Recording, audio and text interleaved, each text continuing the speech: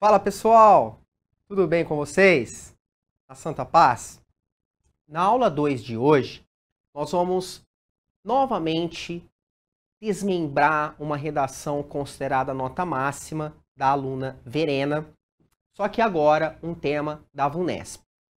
E pegando nesse mesmo tema, nós também vamos conduzir a nossa produção da semana a partir desse recorte temático, que é o seguinte: compro, logo existo? Vamos a ele? Vamos trabalhar com ele? Vamos lá. Moçada, no ano retrasado, a VUNESP, especificamente, né, o vestibular para a Unesp, ela trouxe o seguinte tema: compro, logo existo? Neste ano, então, a VUNESP vai trabalhar com uma pergunta. Opa, pensou em VUNESP, João? A gente pode pensar em pergunta no recorte temático? Pode. Na aula de recorte temático, nós vamos deixar muito claro como é essencial, por mais que pareça óbvio, o nosso posicionamento em relação à resposta daquela pergunta. Isso significa dizer, em outras palavras, que eu preciso responder sim ou não. Compro, logo existo? A minha existência, ela está relacionada à compra ou não? Ô João, eu simplesmente posso escolher? Ah, João, quero falar que não, nossa existência não está ligada à compra. João, quero argumentar que sim. Sim, a nossa existência está ligada à compra. Quem é que vai me orientar? A coletânea. A coletânea vai ser aquele caminho que vai direcionar a respeito de uma resposta. Então, sempre bom ratificar a importância da leitura dessa coletânea, moçada. A gente precisa ler a coletânea de todos os vestibulares em que nós formos prestar. Porque se a gente pega aquele caminho errado, aquele caminho inconveniente, que é o famoso tangenciamento da proposta, a gente vai ser muito penalizado, a gente é duramente penalizado. E isso não pode acontecer. Beleza? Show de bola? Pensando nisso, vamos à leitura, então, da coletânea? Por favor, ó, acompanha aqui comigo esse texto 1. Olha lá. Ó. Ninguém vale pelo que tem, mas pelo que é. Isso, teoricamente, seria a essência da nossa vida. Imagina, pois quem não tem nem sequer é. Opa, aí vem a grande ironia, o sarcasmo promovido aqui pelo Quino. Olha que da hora, moçada. O primeiro texto já induz nós pensarmos que nós somos aquilo que nós compramos, aquilo que nós temos. Isso significa dizer que o primeiro texto ele já me induz a pensar, olha, compro, logo existo? Sim, a minha existência está atrelada ao fato de comprar alguma coisa, comprar algum material. Fechou? Vamos ao próximo texto, o segundo texto. Você só pensa em dinheiro, Cláudio. Qual foi a última vez que fez amor? Você compra iates com amor? Você compra carros com amor? Olha só o Cláudio. Cláudio já está fazendo uma associação de valores de nós seres humanos à compra. Puxa, você perdeu a noção de tudo, Cláudio. Você compra motos com noção? Daí vem o riso proposto pela tirinha, né, moçada? Olha só, para o Cláudio, galera, a nossa vida ela está em volta do quê? Daquilo que a gente compra, daquilo que a gente tem, daquilo que a gente adquire. Olha só, mais uma vez o texto 2, ele me encaminha para um direcionamento. Opa, compro, logo existo? Essa é a ideia. A minha existência está ligada à compra. E o texto 3? O texto 3, ele trabalha da seguinte maneira. Ao shopping center, pelos teus círculos, vagamos sem rumo, nós, almas penadas do mundo do consumo. Opa, nós somos, metaforicamente falando, almas penadas do mundo do consumo. Mundo do consumo. Olha, o mundo dá a ideia de algo amplo, de algo mais extenso. Isso significa dizer que nós estamos ali, ó, dentro desse consumo. E opa, qual é a imagem poética bem utilizada aqui que transmite essa sensação para nós do consumo? O shopping center. Poxa, a gente sabe que shopping center, para muita gente, é uma delícia. É o momento no qual a gente vai lá gastar, fazer as nossas compras, né? A gente associa a ideia de felicidade. Isso é muito marcante, né? Principalmente nessa pós-modernidade, na nossa sociedade atual. Dando continuidade.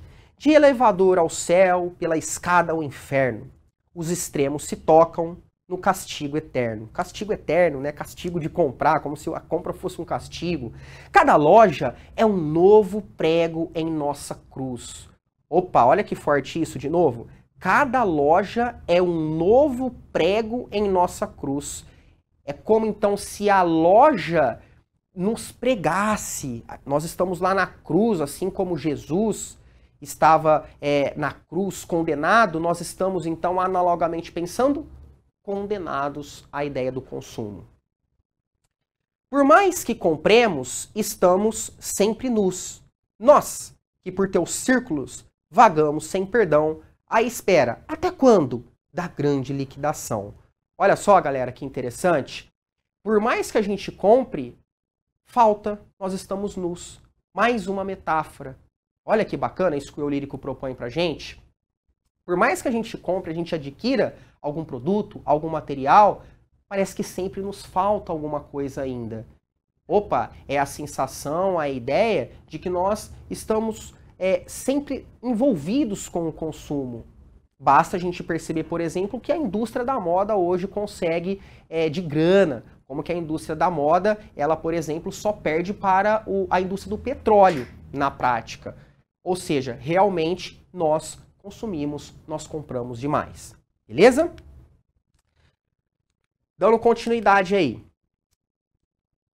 Texto 4. Nós somos consumidores agora. Consumidores em primeiro lugar e acima de tudo. Acima de tudo e em primeiro lugar. Olha que intensa essa categorização, galera. Para todas as dificuldades com que nos deparamos no caminho trilhado para nos afastar dos problemas e nos aproximar da satisfação, nós buscamos as soluções nas lojas. Galera, mais uma vez aqui agora, ó, o texto 4, ele reforça, ele reitera a ideia que nós vimos na poesia. Isso significa dizer que a loja, ela transmite a nós uma sensação de satisfação. Poxa, eu tô triste, estou decepcionado em algum momento. Para onde eu vou agora? Eu vou gastar. Galera, olha só, a ideia da compra, do consumo, não à toa é cobrada nos grandes vestibulares, assim como já aconteceu com a FUVEST, por exemplo. Por quê? Porque isso é marcante na nossa atual era. A ideia, a sensação de que nós gostamos, de que nós temos o prazer, talvez até imensurável, incomensurável de consumir, é realmente uma realidade marcante na nossa atual sociedade. Beleza? Do berço ao túmulo, somos educados e treinados a tratar as lojas como farmácias repletas de remédios para curar ou pelo menos mitigar, diminuir todas as doenças e aflições de nossas vidas particulares e de nossas vidas em comum. Olha só, moçada, olha a comparação aqui. Nós temos a ideia de que as lojas são espécies de farmácias. Se eu tô triste, vamos lá dar um pulinho no shopping agora, para que eu compre alguma coisa e momentaneamente, pelo menos, eu tenha uma sensação de felicidade a partir da compra. Beleza? Show de bola? Bom, galera, para finalizar esse último texto, a gente tem comprar por impulso e se livrar de bens que já não são atraentes, substituindo-os por outros mais vistosos, são nossas emoções mais estimulantes. Completude de consumidor significa completude de vida. Olha, galera, aquele olhar ácido do Zygmunt Bauman, o grande sociólogo, construidor da ideia de modernidade líquida, como a nossa modernidade ela está contundentemente relacionada à ideia de que nós precisamos consumir. Consumir significa a nossa existência, consumir significa a nossa identidade. Galera, como referência para grandes vestibulares na nossa argumentação, leiam bastante Zygmunt Bauman. Tá vendo? Ó, ele já aparece aqui na coletânea da VUNESP, vai continuar aparecendo em outros grandes vestibulares, não apenas na redação, mas também em outras questões de sociologia, de história, por exemplo. Fiquem atentos a ele, porque é um grande repertório com o qual a gente pode trabalhar em muitas redações. Vale muito a pena ficar atento ao que ele produziu para nós. Beleza? Show de bola? Galera, isso significa dizer então que a coletânea me orientou. Se você tenta fazer o que talvez consideraríamos diferente, João, vamos fazer o seguinte, para mim não acho que essa nossa existência está tão assim ligada à compra. Pronto, você vai ter problema com a sua nota, porque evidentemente os textos da coletânea te levaram a pensar que sim, a nossa existência, que também pode ser usada como identidade, aquilo que a gente é, a nossa essência como ser humano, está sim ligado ao fato do que nós compramos, a situação das compras em nosso sistema, que a gente fala, né, o nosso sistema capitalista. Beleza? Show de bola? O que significa, então, na visão do Zygmunt Bauman? Que a nossa vida de consumidor, ela revela a completude da nossa vida. Quer dizer, nós, seres humanos, só somos completos. A nossa existência, ela só é completa a partir daquilo que nós consumimos. Olha que olhar ácido. Galera, pensando nisso, vale uma dica muito importante aqui. Zygmunt Bauman.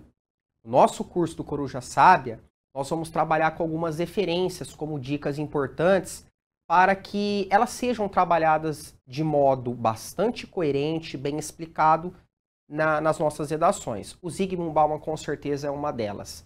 Então, coloca na sua listinha de leitura. Claro, é difícil, não é fácil. Por isso tem que ter paciência e tem que pensar na leitura do Zygmunt Bauman como um processo ao longo da nossa trajetória aí como vestibulando, tá bom? Não se esqueçam, Zygmunt Bauman, modernidade líquida, conceito dele, liquidez da vida humana, tudo isso é muito importante e a gente consegue encaixar, trabalhar com as ideias dele em vários temas de redação.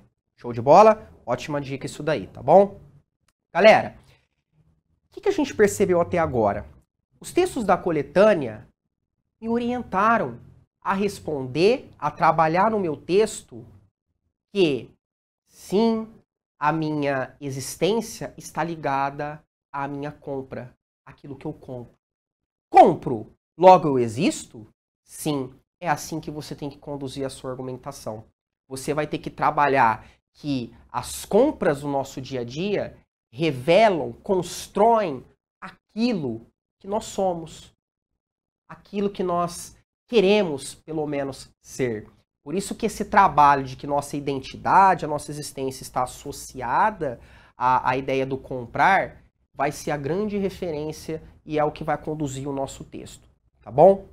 Galera, pensando nisso, o que nós vamos fazer agora? Analisar uma redação considerada nota máxima, que é a redação da aluna Verena.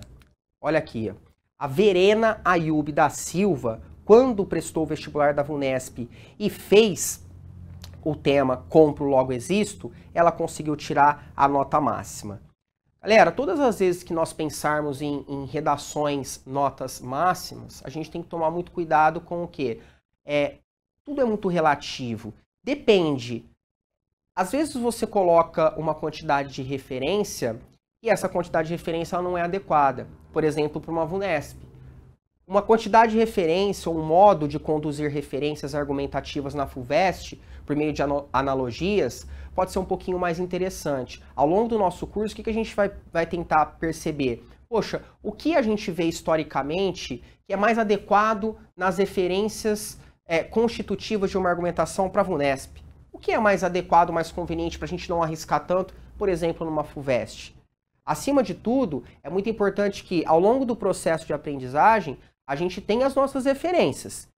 E também, claro, na prática, coloquemos essas referências para serem treinadas. Porque é aí que realmente nós vamos perceber e ter um norte. Poxa, será que eu trabalho bem com Zygmunt Bauman? Poxa, como eu gosto de trabalhar? Será que o meu estilo eu já começo com uma referência literária na introdução? Ou é melhor eu guardar essa referência para o desenvolvimento porque eu tenho dificuldade na introdução?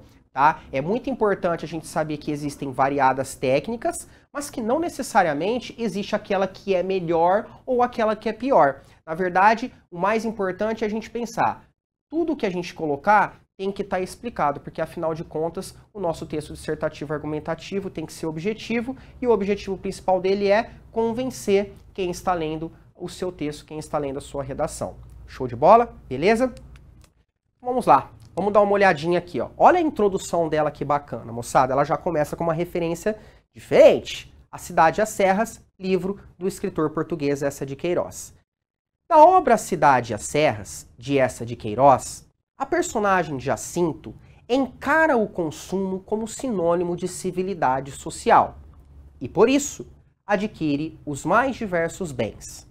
Analogamente, na sociedade capitalista atual, a compra de objetos, opa, olha a palavrinha compra aí que é importante, é encarada como sinônimo da existência individual, em virtude da impregnação desse princípio na população e da necessidade dele para o pertencimento.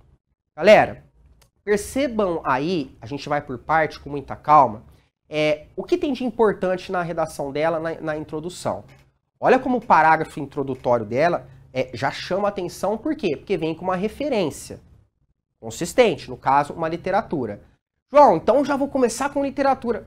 Depende. Se estiver bem contextualizada essa literatura ao tema, a relação for bem feita, claro que vai ficar muito legal. Mas se essa relação não estiver bem feita, a gente vai criar uma lacuna semântica, fica sem sentido, vamos perder ponto na parte de coerência, tá bom? Galera, então primeira coisa importante, o Jacinto. O que ela faz? Ela explica que o Jacinto ele encara o consumo como sinônimo de civilidade. Então, Jacinto, consumo e civilidade são três palavrinhas importantes que precisam ficar na nossa cabeça, porque a gente vai perceber que ela vai retomar essas palavrinhas, essas ideias, lá na conclusão do texto dela. Opa, já adiantei um negocinho. Galera, é muito importante nas dissertações a gente trabalhar, por exemplo, com uma referência literária, com uma música na introdução, com cinema, e, se possível, retomar essa referência ao longo do texto, nem que seja só na conclusão. Se a gente conseguir retomar, trabalhar com ela ao longo dos 2 desenvolvimentos ou dos 3 desenvolvimentos, dependendo da sua estrutura de desenvolvimento, poxa, fica maravilha. Mas, de novo, a gente nunca vai forçar, tá bom? Mas fazer essa troca, esse diálogo entre os parágrafos, entre as partes estruturais do texto, poxa, isso fica muito legal nos vestibulares, tá bom? Beleza? Dando continuidade, o que a gente percebe aqui? Moçada, ela trabalha com conexões muito legais. Os articuladores, o trabalho de coesão, de ligação entre as ideias, as frases, também chama atenção. E ó, de verdade, tá vendo, galera? Não tem nada de, nossa, quais conexões ela faz aqui, pô, não conheço uma palavra. Talvez ali um analogamente, poxa, também simples, analogamente, de modo análogo, de modo semelhante. Moçada, olha como a coesão aqui ele é fundamental para estabelecer a coerência da informação. Porque coesão é ligação. Ela ligou o Jacinto, do A Cidade e as Serras, com o tema, com a ideia de compra. Por quê? Uma coisa é literatura, uma coisa é a compra. Uma coisa é o tema, é a nossa realidade. Afinal de contas, a arte é o quê? Ela é ficção. A literatura ela é ficção. A literatura é representação da minha realidade. Então, quando eu coloco esse analogamente, eu transmito uma coerência para quem está lendo muito interessante. Poxa, o Jacinto, ele é análogo, ele é semelhante. A história do A Cidade e as Serras nesse contexto é semelhante à ideia da compra. Por quê? Porque o Jacinto, ele associava o consumo à ideia de civilidade, à ideia de felicidade. A sociedade vai ter um processo parecido, análogo. Olha só, gente, como essa aluna é esperta, quando ela utiliza esse analogamente, essa palavrinha a gente vai utilizar bastante nos nossos treinamentos, tá bom? Quando a gente sai dessa referência de uma literatura, quando a gente sai de uma música, de uma pintura e vai para a nossa realidade, a realidade do tema, tá bom? Bom, depois, moçada, uma outra situação muito importante para a gente destacar é o quê? Olha como ela coloca a ideia de compra, o que está destacado aí em amarelo para você, o que ela coloca como compra e também existência individual. Olha só, ela de cara já responde, ela já traz o recorte temático transformando a pergunta em uma afirmação logo na introdução. Galera, a gente tem que fazer isso em todos os parágrafos. E nós vamos perceber que a Verena faz isso. Em todos os parágrafos do texto, ela explicitamente, olha essa palavra que é importante, é muito comum aluno chegar com alguma redação e falar assim, ah, João, mas eu quis dizer. Não, uma coisa é o que você gostaria de ter dito. Uma coisa é o que está escrito lá.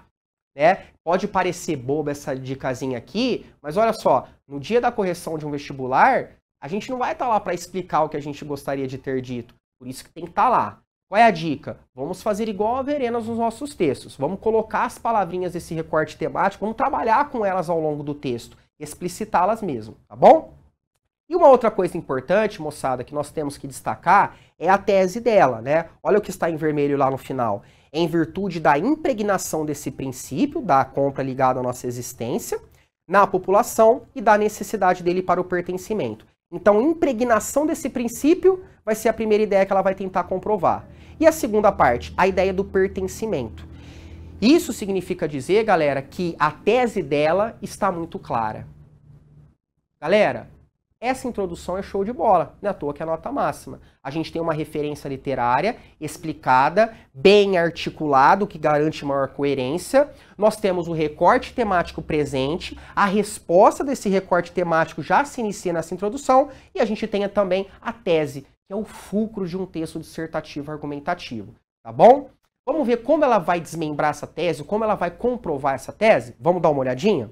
Olha lá, acompanha comigo, por favor, o primeiro parágrafo de desenvolvimento dela, né? O tamanho aqui pode assustar um pouquinho, né, galera? Mas é aquela coisa. Para a gente conseguir chegar numa nota máxima, a gente tem que fazer um parágrafo de desenvolvimento bem consistente, tá bom? Tem que ficar esperto com isso.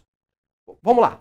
Primeiramente, os indivíduos já nascem com a ideia inata da importância do consumo, o que os torna subordinados a ele. Olha o tópico frasal dela. Nós somos subordinados ao consumo. Ou, olha que forte isso, galera. Os indivíduos já nascem com a ideia inata. A gente já nasce com a ideia do consumo, né? E isso já foi colocado na coletânea. Isso pode ser analisado pelo sociólogo Émile Durkheim e seu conceito de fato social, o qual baseia-se na existência prévia de um ideal na sociedade construído por ela, e por isso já está presente na vida dos seres desde o nascimento, o que os leva a aceitá-lo sem grandes contestações. Dessa forma, em um país capitalista, que com isso estimula constantemente a compra por meio de propagandas, a fim de obter lucratividade, os indivíduos vivenciam, desde o início, um meio no qual o consumo em excesso é algo recorrente e relevante para a significância do ser. Olha, significância que me lembra a ideia de existência, galera. Olha como que ela vai trabalhando com esses sinônimos. Meu, isso é muito importante, tá bom, galera? O qual, logo, baseia sua existência no ter, sem reflexões e críticas sobre isso. Então vamos lá, vamos com calma? De novo, moçada, olha os elementos coesivos dela. Primeiramente, dessa forma, ela vai articulando as ideias entre si. Isso é importante porque vai colando melhor as ideias. E quando essas ideias ficam melhor coladas, elas ficam mais consistentes, né? A gente não consegue desprender isso. Na prática, o que significa linguisticamente isso? Significa que a leitura está mais fácil de ser trabalhada. O examinador, a examinadora, o professor, a professora que estão lendo a sua redação conseguem entender, compreender o que você está dizendo com mais facilidade, com mais clareza. Beleza? Outra coisa importante aqui neste parágrafo. Moçada, o Émile Durkheim. Percebam como o Émile Durkheim, ele não é só colocado. Fato social. O fato social, ele é muito bem explicado. Olha o espaço que ela tem ali de algumas linhas, umas 3 linhas mais ou menos, que ela tem para explicar o que é esse fato social. Eu não posso simplesmente colocar a referência do fato social e não explicá-la, porque aí surge o que a gente chama de lacuna semântica, um problema de coerência, ou na verdade uma incoerência. Aquilo que você colocou não tem sentido. Mas como não tem sentido, João? É a ideia do Durkheim? Poxa, mas a gente tem que explicar. Se a gente não explica, imagina, nenhum candidato deveria explicar isso. Aí ficaria fácil a gente construir uma boa redação. Então a gente tem que tomar muita cautela, como a Verena tomou, para explicar bem a ideia do fato social. Então o que ela vai falar, moçada? Vamos acompanhar um pouquinho mais uma vez, ó. Fato social, o qual baseia-se na existência prévia de um ideal na sociedade, construído por ela, e por isso já está presente na vida dos seres desde o nascimento. Na vida dos seres desde o nascimento. Percebam, gente, como isso foi colocado no tópico frasal dela, a ideia inata da importância do consumo. Olha, nos acompanha desde os primeiros dias da nossa vida.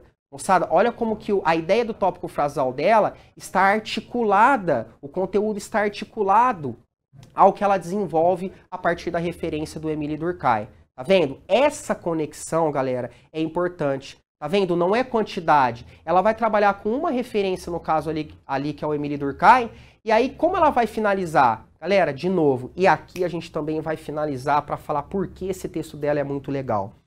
Dessa forma, em um país capitalista que com isso estimula constantemente a compra por meio de propagandas, o que é isso, galera? Exemplo prático. Imagine, eu sou aquele aluno, aquela aluna que decora um monte de conceito, traz um monte de referência. Vestibular não quer só isso não. Ele quer ver como você associa a teoria que aprendeu lá com o professor, com a professora em suas aulas, na prática, na sua vida. Olha essa Verena, o que ela percebe?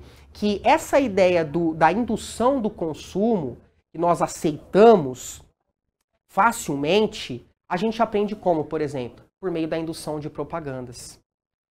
A fim de obter lucratividade, os indivíduos vivenciam desde o início um meio no qual o consumo em excesso é algo recorrente e relevante para a significância do ser, o qual logo baseia sua existência no ter sem reflexões e críticas sobre isso. Então a gente aceita esse fato social, que é o consumo associado à nossa existência, sem, por exemplo, tecer críticas sobre isso. Olha só, gente, que parágrafo legal.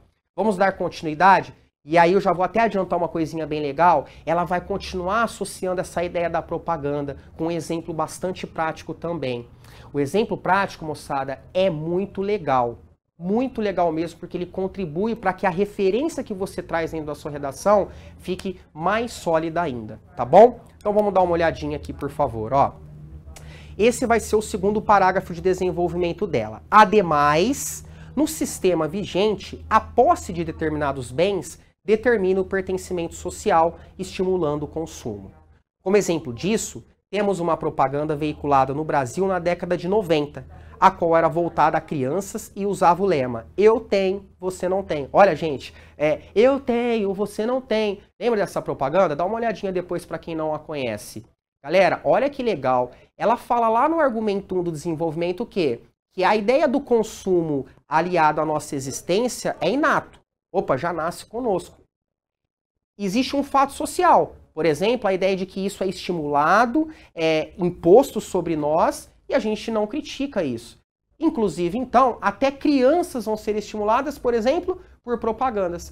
Tudo isso ela vai trabalhando no argumento 1 do desenvolvimento, e o argumento 2 do desenvolvimento tem o que, então? Com o parágrafo anterior, uma profunda relação, porque ela vai transmitir aquele exemplo prático da propaganda. Isso é muito legal, tá, moçada? Estimulando o público infantil a comprar o determinado produto para poder pertencer ao grupo que o detinha. Opa, pertencer ao quê? A segunda parte da tese dela lá na introdução. Lembra quando ela disse isso, a ideia do pertencimento? Ela está provando aqui. Ela repete a palavra.